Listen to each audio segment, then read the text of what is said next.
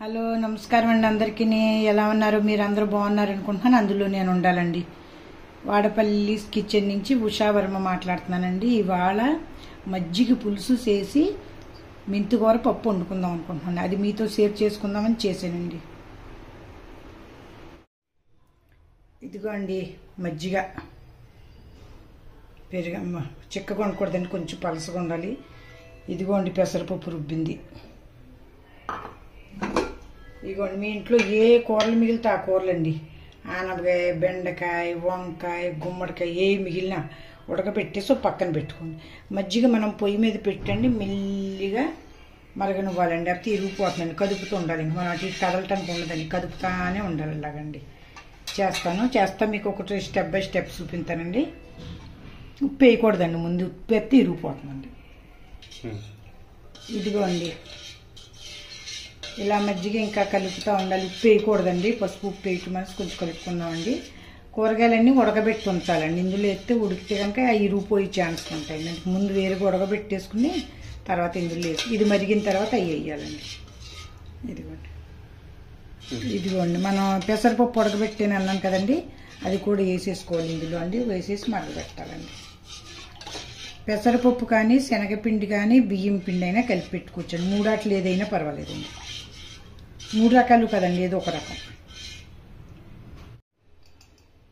ఇదిగోండి చిన్న అగ్గి మీద ఆపకుండా కలపాలండి. అవి మరుగుతానికి వచ్చిందండి. ఆపకూడదండి, ఆపేమంటే ఇరిగిపోతుందండి.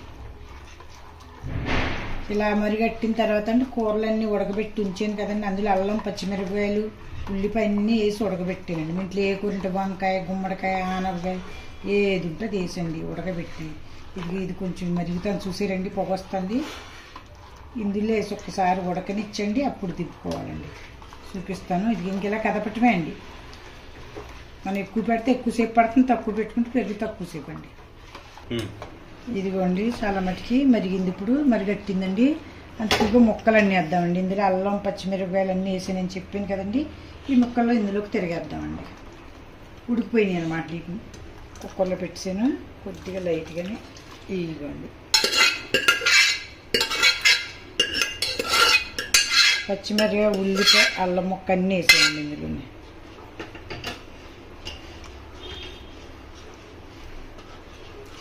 ఇది చేసుకుని పప్పు ఏదన్నా చేసుకుంటే అండి, తోటకూర పప్పు, మెంతికూర పప్పు, ముద్దపప్పు చేసుకుని తింటే చాలా టేస్ట్ బాగుంటుందండి. తృప్తిగా కూడా ఉంటుందండి తిన్నట్టు. ఈ విధంగానే మనం ఏంటంటారు గంజి బియ్యం కుడుతో కూడా చేసుకోవచ్చండి. అందులో కూడా అన్ని మొక్కలు పడతాయి. అది ఒక రోజున చేస్తానండి. మజ్జిగ మట్టికి కలుపుతూ ఉండాలండి. ఫస్ట్ ఉప్పు వేయకూడదండి, ఉప్పు ఎత్తి ఇరిగిపోతుందండి. కలిసి శనగపిండి కానీ బియ్యం పిండి కానీ అయితే పెసరపిండి కానీ కొద్దిగా నూరేసి వేసుకుంటే అయిపోతుందండి. ఇదిగోండి పసుపు కట్టు చిటికిడి కారం కూడా వేసానండి. అప్పటి నుంచి అలా కదుపుతానే ఉన్నానండి. ఇదేదో మీకు చూపించడానికని చేయట్లేదండి, మేము తినటానికి కూడా ఈ వంట చేసి చూడాలని మీరు చేస్తున్నారన్నమాట. ఇది కొంచెం కష్టమే కానీ బాగుంటుందండి. పప్పులు వేసి తింటే అదిరిపోతుందండి. అండి మరుగుతుంది.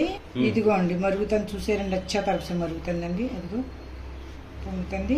ఎరగలేదు చూసారు కదండి. అదిగోండి మజ్జిగ, అదిగో మజ్జిగ లేదండి. ఇంకా తాలింపు వేసుకుందామండి.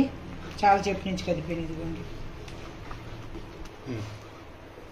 ఇదిగోండి చెక్కబడింది కొంచెం. అదిగో తయారైపోయినట్టండి. ఇగో తాలింపులు తీసుకున్నానండి. మెంతులండి. అన్నాట్లో మెంతులు వేసి తయారైపోతున్నాను అనుకుంటారండి. మెంతులు కంపల్సరీ అయితే తినండి. ఎందులోనైనా అన్నాట్లకి మెంతులు మనం తినాలి కూడా అండి. ఆ విధంగా కూడా మంచిది.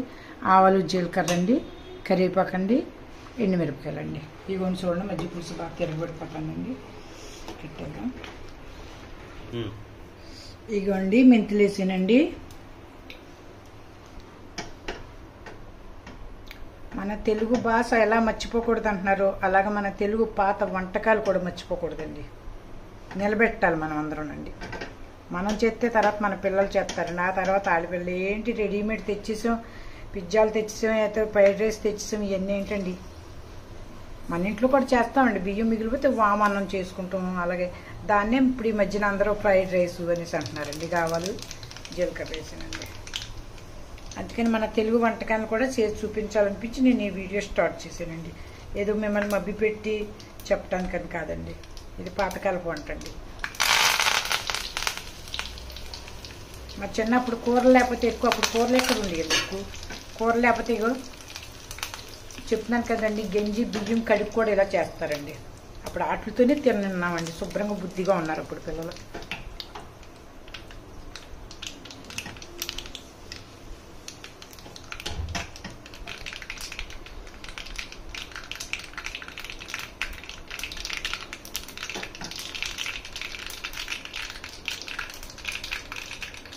పేలక మిక్సరండి తయారండి.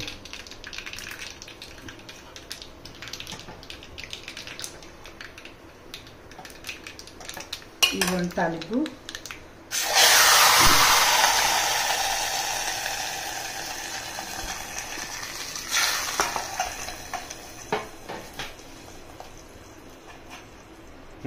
ఇదిగోండి మజ్జిగ పులుసు రెడీ తయారైపోయిందండి. ఇదిగోండి చూడండి తాలింపుతో అందంగా.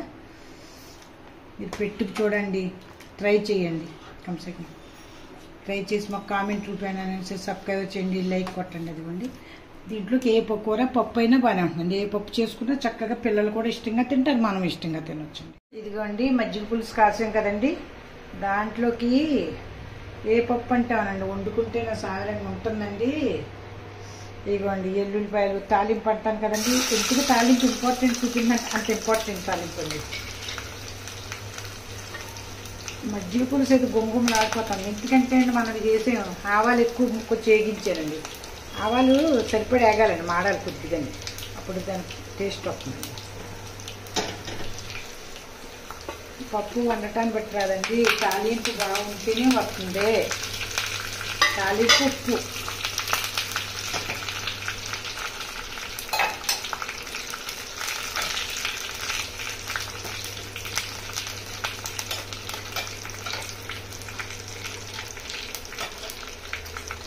మెంతికూర కళ్ళకేంటండి, అన్నిటికి విటమిన్లు ఎక్కువ ఉన్నాయండి.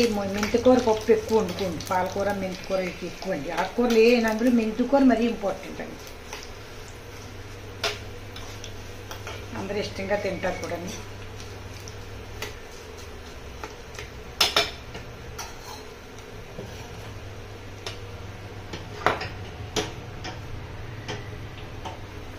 ఇదిగోండి తాలింపు వేసిన వెంటనే మూత పెట్టుకుందాం.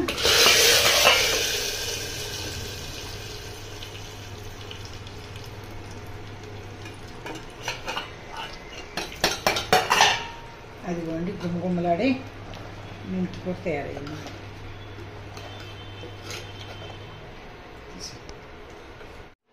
ఇదిగోండి మజ్జిగ పులుసు అని మీతో చెప్పాను, మళ్ళీ ఉండబట్టలేక మెంతికూర పప్పు కూడా వండిసానండి.